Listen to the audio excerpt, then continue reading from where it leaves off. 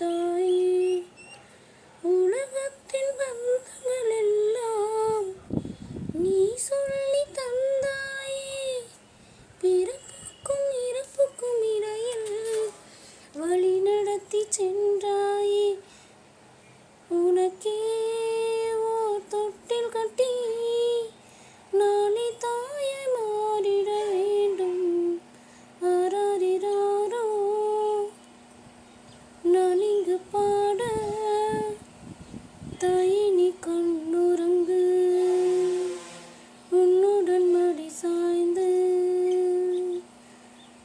உங்களுக்கு பிடிச்ச சாங் சொல்லுங்க, பாடலாம்.